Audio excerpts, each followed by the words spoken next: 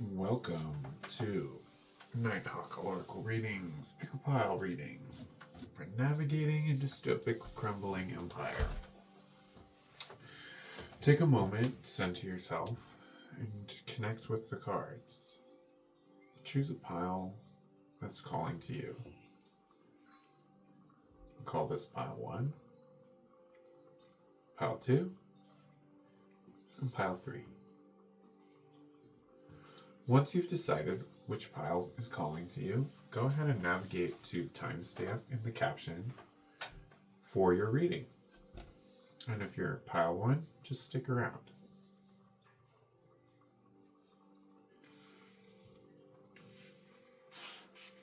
Welcome, pile 1. To begin your reading, I'm going to start with the very center, you, and where you're at right now. The Ten of Swords reversed. The Ten of Swords represents a completion of some kind. In traditional tarot, the Ten of Swords is a place of deep anxiety.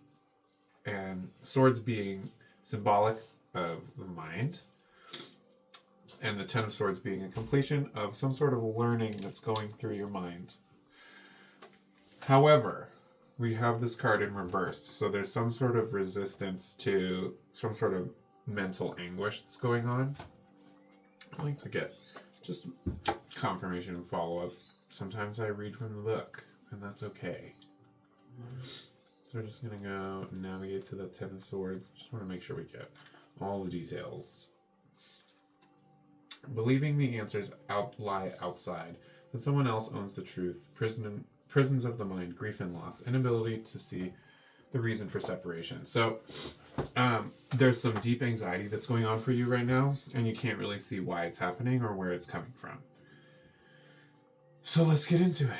And maybe you can see it, or maybe it's like there's a victim story going on, like you're looking for the answers to come from outside of yourself, like the card, the book suggested. So here you are. What you need to know right now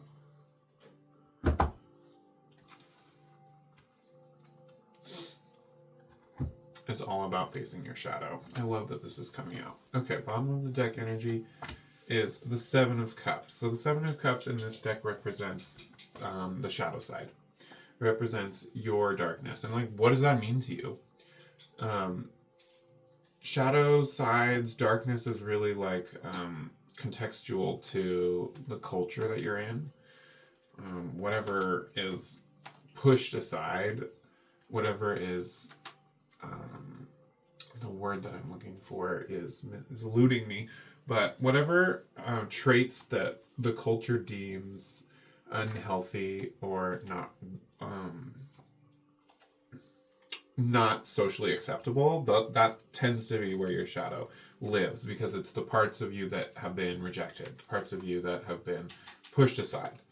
So there's this like comforting presence that comes through this card, which I really appreciate. And it's the shadow saying, hey, just because you pushed me away and you cast me aside doesn't mean that I'm evil or wrong.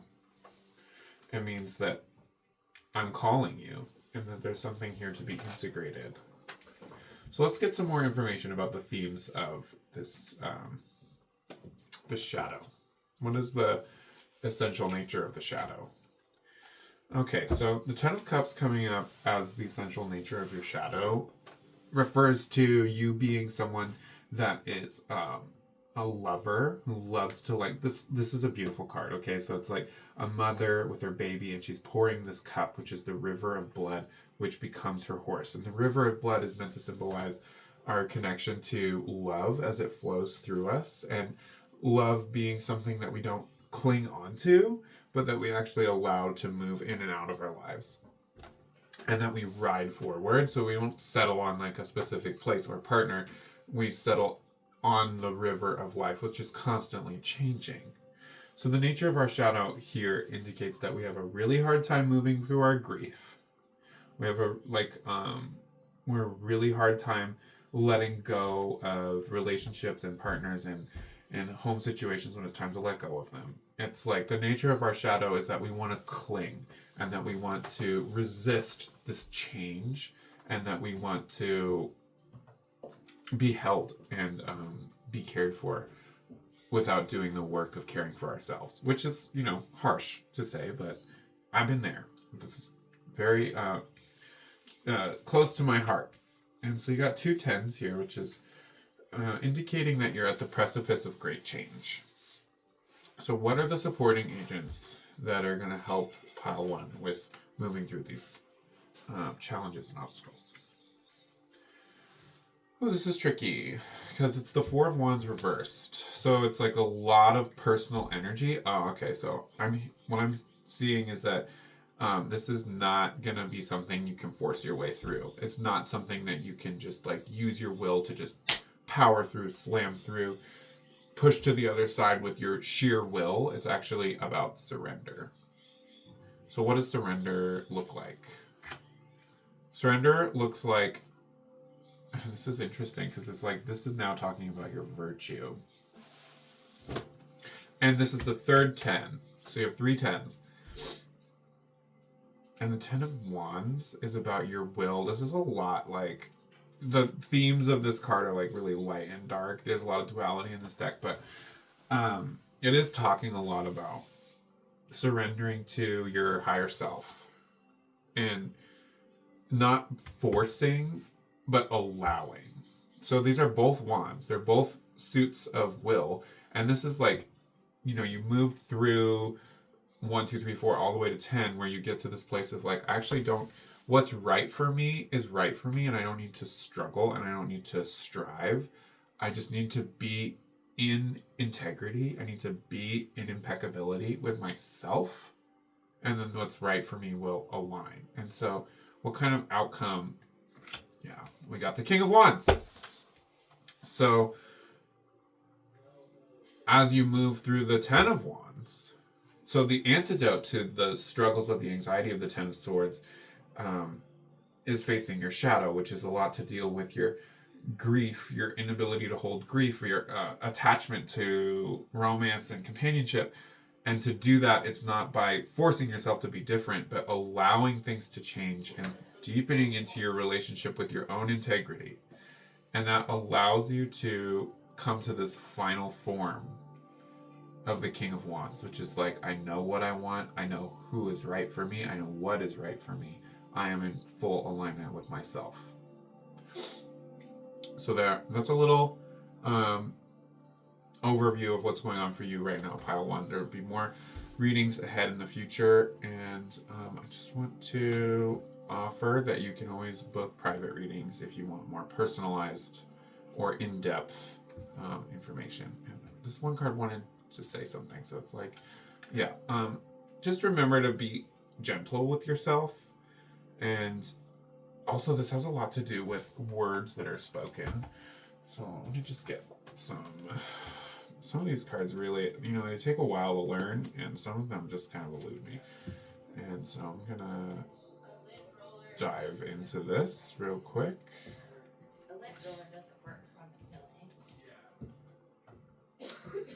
Yeah. Don't be your own enemy and watch your thoughts. So that means really just, like I'm saying, be gentle with yourself. Don't be too hard on yourself. That's not the way that you're going to make it through. And if this doesn't resonate with you, as always, take what resonates and leave what doesn't. Blessings, pile 1. See you next time.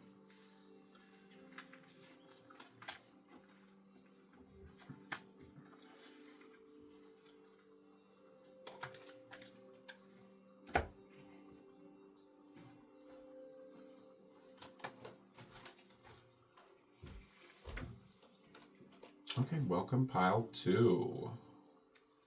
Welcome to your reading. Navigating changing times, navigating dystopic nightmares. It can be really hard to focus on ourselves in times when it's so obvious that there's evil happening outside of ourselves. So I really applaud you for being here and for being willing to step into this process of alchemical transformation. Knowing that by attuning to ourselves and giving ourselves the opportunity to grow, that we can impact change for others and we can change the world, ultimately. I believe. That's my belief. Okay. Pile 2, here we go. Okay, so we start with you as the Eight of Swords reversed. So, as difficult as this might be to hear, you're in a situation that you feel like there is just closed doors all around you. And the irony of this card is that this is like an open gate. It appears as a gate, but unfortunately, reversed, it might mean that actually you are stuck. You're in a stuck position. Actually, that's what's coming through. Normally, this card is like an illusion. Like there's illusions of the mind, but this is actually an indication that possibly those illusions are real and that you are stuck. So, what is it that Pile 2 needs to know in order to navigate these cages? Okay, so when we're stuck in a cage, when you're in a prison, we have to turn inward to find our freedom. Because freedom isn't something that can actually be taken away from us. Our physical, we can be imprisoned, but inside of our minds is where freedom lies. And the truth is that can't ever be taken away from you. And, I want to also just refer back to the book for this because there's something else here that I wasn't catching. Yeah, so it's difficulty to opening the gate, inability to establish the will.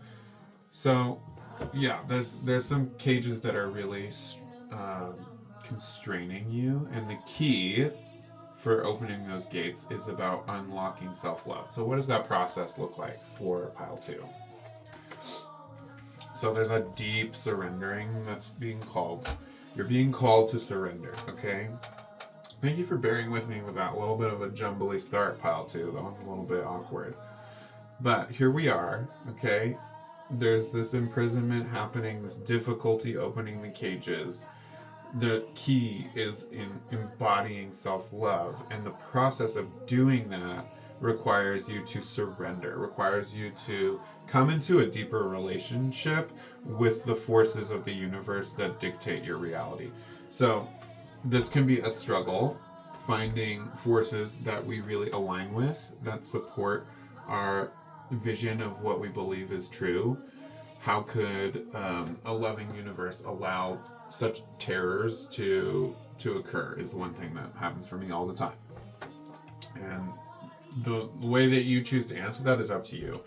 The way that I choose to answer that is that the horrors of the world are shaping it so that we can experience it and triumph over them. And the Dark Mother, the world, is one that kind of architects. She's the blanket of the material reality and she's like the breath of life. She's the pauses between words. She's the intelligence that comes through in meditation. So this journey of self-love really has to do with connecting with something higher than yourself and surrendering to it. So what is some guidance about how to go about that for Pile 2? Okay, so we're getting, like, these are some of my favorite cards to get, like, archetypally.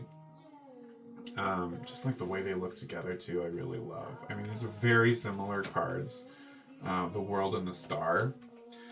The World is reached by going through the path of the star. The star is all about coming through the tower, the destruction of your reality and losing hope, and finding that light inside of yourself and really fanning the flames of hope inside of your star, finding your own star. And then you can see yourself as part of a constellation, as part of a galaxy, as part of the universe. So in order to find that, the composer, the conductor of your star, you have to connect with your own star and see that those two things are interrelated. You are a spark of creation. You are a piece of the divine puzzle. And that's where your movement is going to be. It's not going to be in pushing externally. It's not going to be in trying to change your external reality. So, who is here to support this process? The Page of Cups. So this is a lot about visioning. You might have... Okay, so this is telling me you might have a writing practice that is useful, a gratitude practice, a visionary practice, a dream journal. Dreaming might be really productive for you. Go into your imagination. Let yourself really explore your emotional body. Explore feeling things you haven't felt, thinking things you haven't thought. Let yourself try on something new and actually search around inside of your soma for the star inside of you. Search in your feelings for where you are, the essence of who you are and where that's seated inside of your being. Okay, parting messages.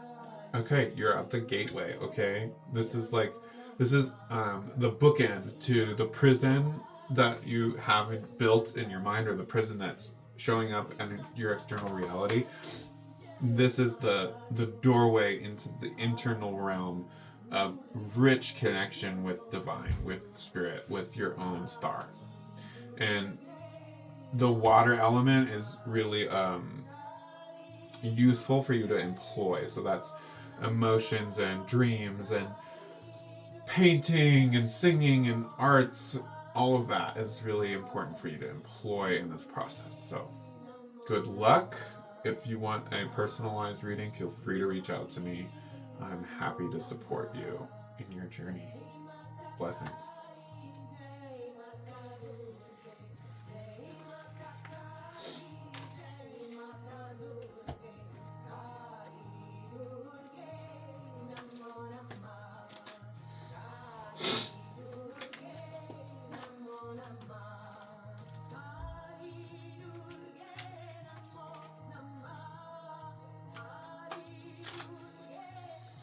Alright, welcome pile 3.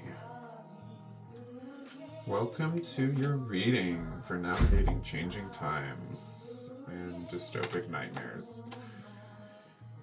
Hopefully this reading will support you in whatever you're going through. I'm so glad that you're here today. Thank you for joining me. Start with you and where you're at right now.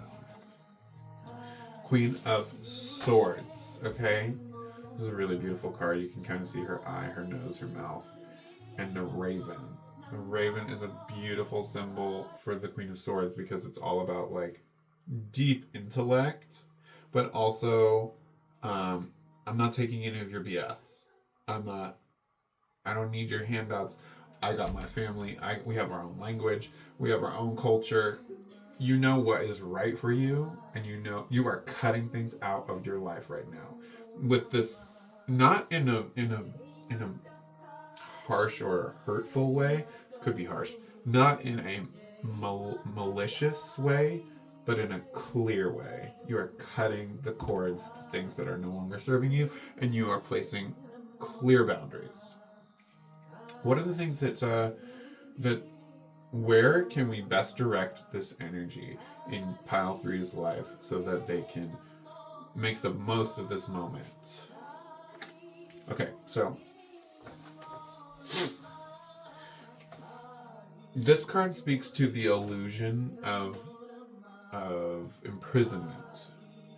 So it's almost asking us to employ this skill that we have in cutting things out of our life and putting boundaries up, doing that with our own thought patterns. Noticing where our thoughts can be too harsh, noticing where we have illusions of imprisonment. And that's really the key here, is like when you are using your creative mental capacity to envision that you're stuck, that this road is going nowhere, then it won't go anywhere. And this is calling on you to cut the cord to those thoughts, to really clear out your headspace, to really go through and sift out which things are for you and which things are not, which things are empowering to you and which ones are disempowering to you. So, specifically, what does this process look like for pile 3? Okay, so the process involves a lot of balancing, involves a lot of like using your emotional body as well as your mind. So it's like employing not just your critical thinking, but also your connection with something deeper in your heart self. So what's missing from the picture for pile 3 to really step into their power? Okay, so connection to divine self, to connection to your higher self. And that can mean a lot of different things. But if you develop a practice of sitting with your thoughts and actually, like, I challenge you to try sitting down and listening to the voice that you would call your higher self. Okay, it's like, for lack of a better term. But sitting there, maybe with your hand on your heart, and asking a question. What is it that I need to know right now? And asking your higher self to come forward and give you that answer. Just as an experiment. And the more that we do this, the more that we start to develop this, the more that we can see the bigger picture, and the more that we can start to understand. This is like the surface level manifestation of illness, these thought patterns, and you're getting good at cutting shit out of your life externally. Now we gotta focus internally. But the process really involves you taking a bigger picture snapshot of your life, and the way to really do that is start developing a connection with your higher self, the part of you that's writing the code of your life. And what do you need to know to do that most effectively? Yeah, so basically the message here is like you're pretty good in the mind space and the intellect, but you got some thoughts to clear out, and the part that's missing is the emotional body. Like the ocean here is this 4 of Cups reversed is like missed messages from the great divine, from the ocean, and the ocean being like this symbol of incredible expansive feelings and thoughts and source, and the tiger being the surfer. There's a message that's meant to find you from your subconscious, from your higher self, from the deep realms of your being that's being missed. And what is that message? There's something about like you're furious, like so deeply angry, violently angry, and maybe there's like a part of you that's just like, nope, compartmentalized. We're gonna push that away.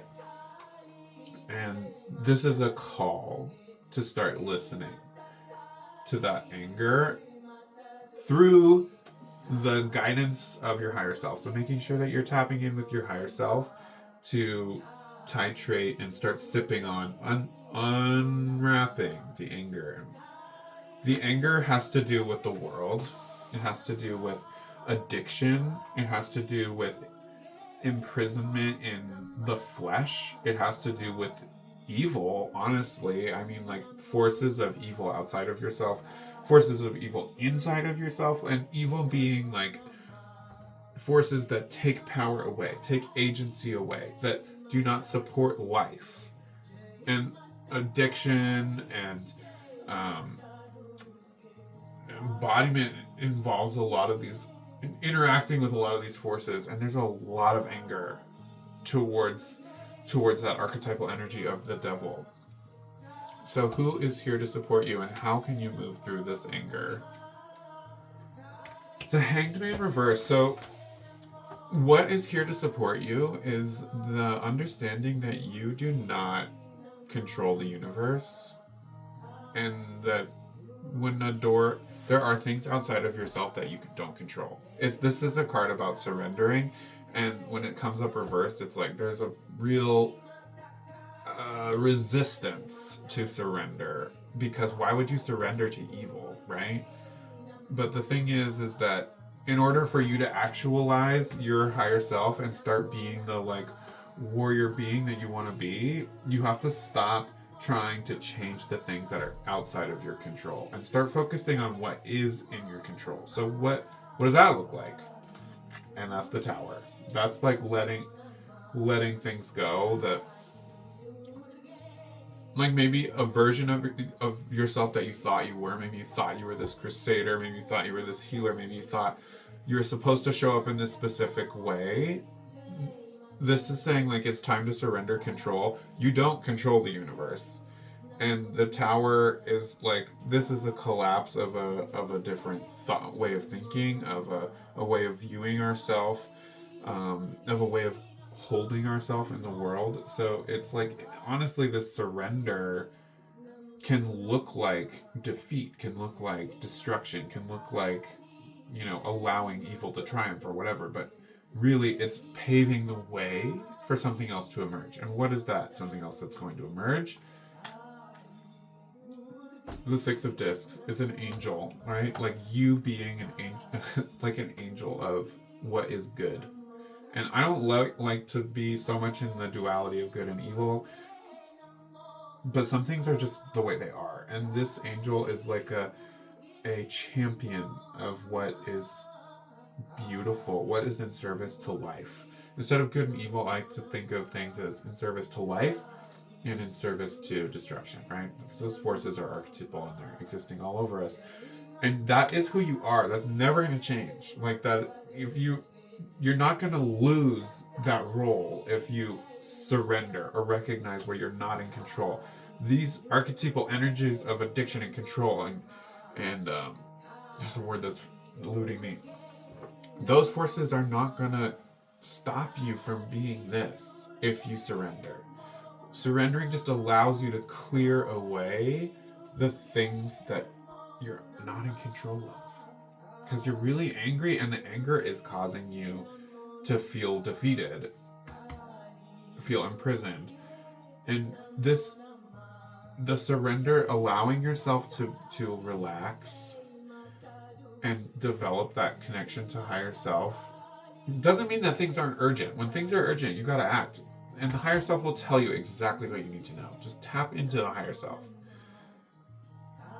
You're gonna be a champion of what is in service to life, regardless.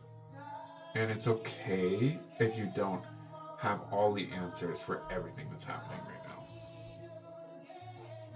So that's your message for now.